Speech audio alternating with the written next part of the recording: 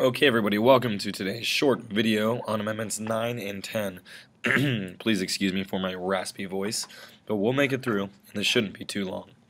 So what we're doing today is we're rounding out the Bill of Rights with the final two amendments, and we're going to see that each of these amendments are designed to favor and support one group and helping them to want to ratify the amendments, and those groups are going to be the Federalists and the Anti-Federalists, each one getting one respective amendment.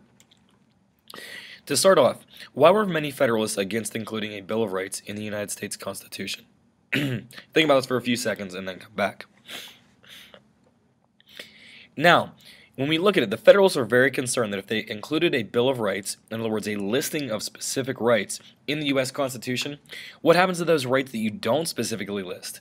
Is it implied that they aren't rights? And is this going to mean that people are actually going to not get as much freedom as we're thinking by including a Bill of Rights? This is a big fear of many people, and that is really what caused many Federalists to not want a Bill of Rights. Which brings us to the Ninth Amendment, which is the answer to that fear. The Ninth Amendment, was supposed to be a catch-all. It was supposed to be the idea that, hey, we're going to make it so that we have a general amendment that says these are all the catch-all rights. If we look at the specific wording of the Ninth Amendment, it says, the enumeration in the Constitution of certain rights shall not be construed to deny or disparage others retained by the people, which basically means the listing of rights in the Constitution should not be taken as meaning that we're taking away or we don't value the other rights that people do have. So, what this is supposed to do is be a catch-all, but in reality, it ends up being very silent in that it doesn't really do much because it's so unclear. So the Ninth Amendment does not come up very commonly in discussions about the Bill of Rights and about specific rights that people have. Here's how I view the Ninth Amendment. I think this might help you to see what the intention was, not necessarily how it actually is played out. The Eighth Amendment protects us from a lot of different things. Excessive fines and bail, and also cruel and unusual punishment. The Seventh provides rights related to civil courts and juries. The Sixth Amendment provides a variety of rights, including the right to an attorney, the right to know the charges or the crimes, that you're accused of having committed. It also includes the right to have a trial in the state in which a crime was committed, and a few others as well. The Fifth Amendment protects you from self-incrimination. In other words, it gives you the right to remain silent.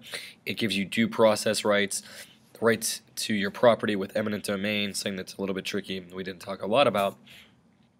It also protects you from double jeopardy. The Fourth Amendment protects you from unreasonable search and seizure. The Third, from unlawful quartering. The Second protects your right to bear arms. And your First is designed to protect free speech, freedom of religion, freedom of the press, freedom of assembly, and the right to petition. The Ninth Amendment is supposed to be the fill-in that kind of fills in the blanks between. The things that we didn't really say specifically, though they still are the rights you should have. So that was the intention of it. However, in practice, it doesn't really do very much.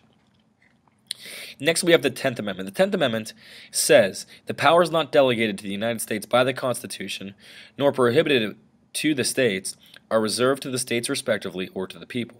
Let me restate this. It says the powers not delegated to the United States by the Constitution. What they're saying is to the federal government. Make that clear to everybody. So if it's not specifically listed to be a federal government power, and it's not prohibited to it, or prohibited to the states, then the states are the ones that get to choose on it, is basically what it's saying. This is ensuring federalism. This is designed to support those anti-federalists who said, hey, the federal government's too strong. There are too many rights.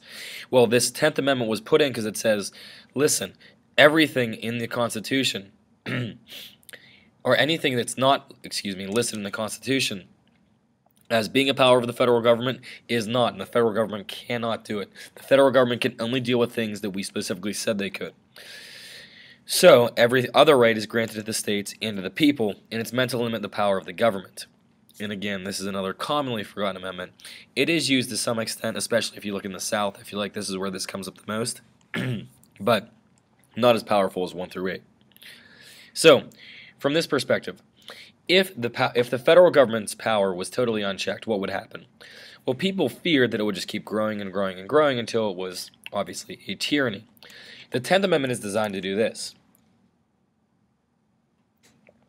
Keep it self-contained.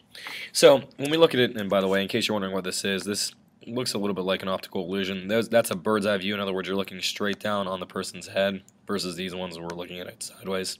I know, it's goofy. But the 10th Amendment is designed to keep the power of the federal government to what it was specifically stated to be in the United States Constitution. Again, this is designed to be a check and to make it so that we cannot have a tyranny in our country. That's the intention. That doesn't mean it always works out perfectly in that fashion. Now, overall, we've now finished the Bill of Rights. Do you know them all? Well, hopefully you do here, okay? So that was our quick little run-through of the 9th and 10th Amendments. I hope that was clear.